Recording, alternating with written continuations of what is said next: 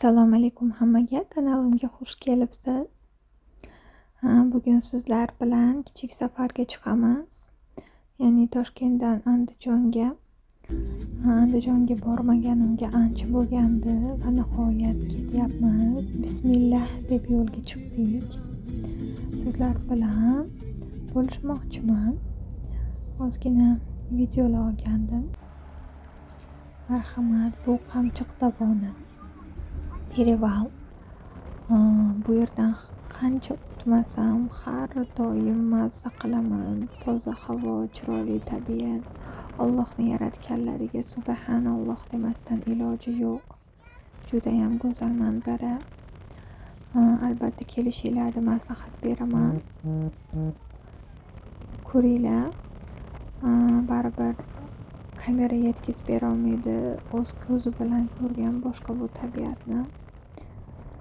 O'zi ham bu yerda 2 soat yuriladi, ya'ni vodiyga o'tish uchun 2 soat shu tog'lardan Perivalda yuriladi, ya'ni mashinada.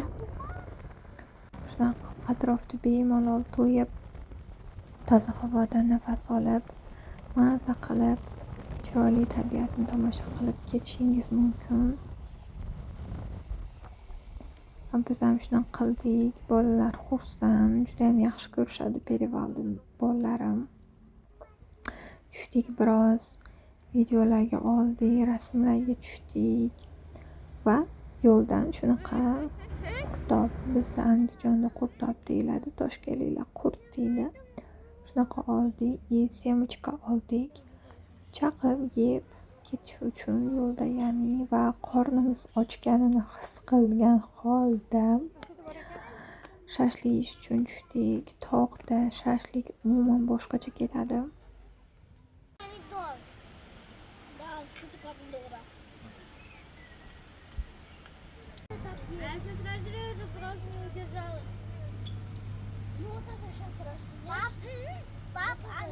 Ovqatlandik, issiq choylarni ichdik. Shu payt biroz yomg'ir yog'ib turgandi. Boshqacha vibe, boshqacha his berdi odamga. Xullas, mazza qilib ovqatlanib yana yo'limizni davom ettirdik.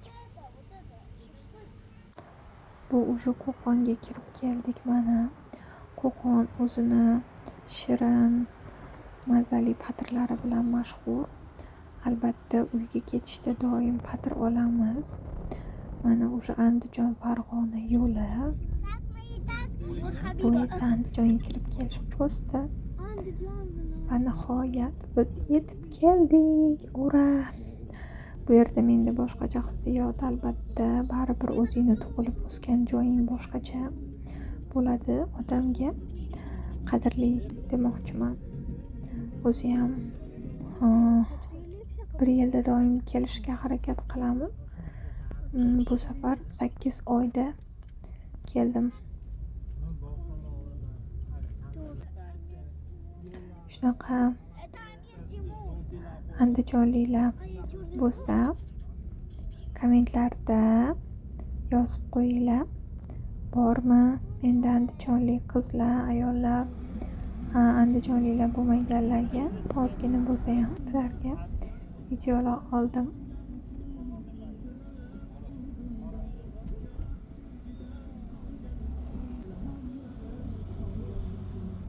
Bu biz Andijon ko'chalari o'zgarib ketyapti kundan kunga.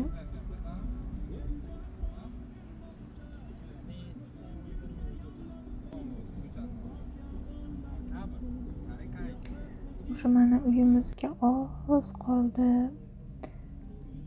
Ozginadan keyin o'sha uyimizda bo'lamiz. Allohga behisob shukr, yetib keldik. Kelishimizga qaynona ayajonim bizga andijoncha oshlar qilib kutib oldilar. Devzira guruchda mazza qilib yedik. Bu o'sha 2-kun qizlar.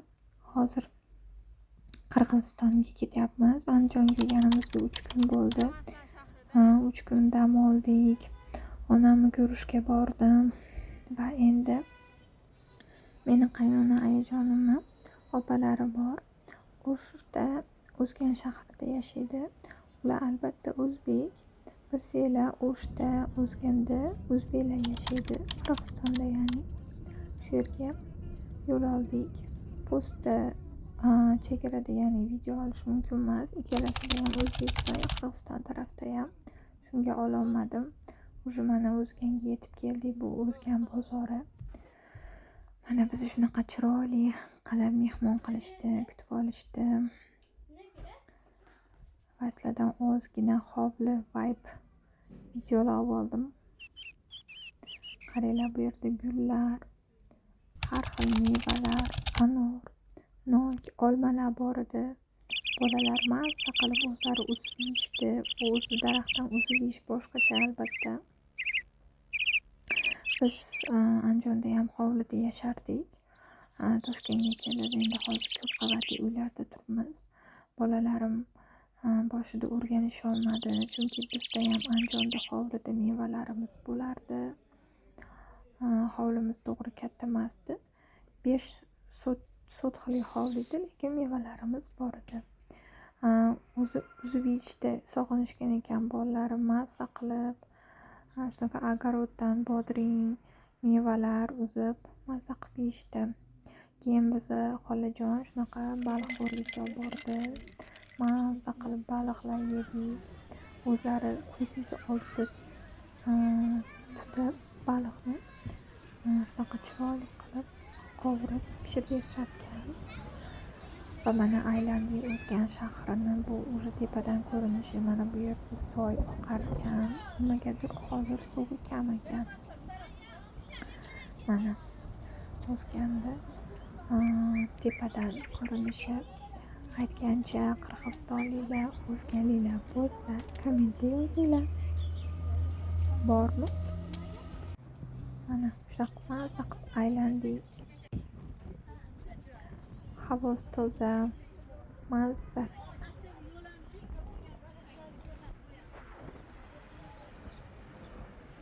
Sizlarga ozgina videolar olgandim.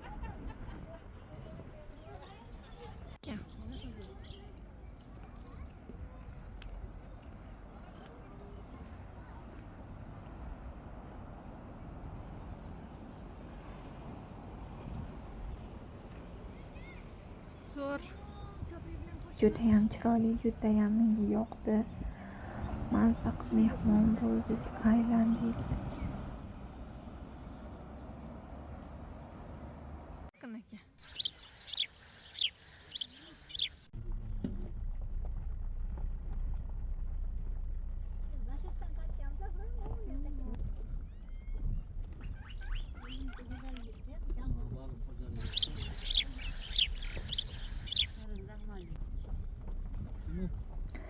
Va uyga keldik. Bizga shunaqa o'z qo'llari bilan lo'li kaboblar tayyorlash berdi, mehmon qilishib, mazza qilib yedik. Va qizlar kechqurun shunaqa chiroyli oy chiqqandi.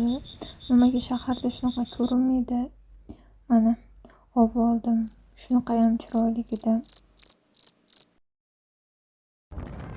O'zi mana qizlar Andijonga qaytib, yo'dan keyin 2 kun dam olib va yana Toshkentga qaytyapmiz. Yana o'sha Perevaldamiz, Qamchiq dovonida, ya'ni obeddan keyin yo'lga chiqqandik. O'sha mana quyosh botish arafasida. Toshkentga oz qoldi.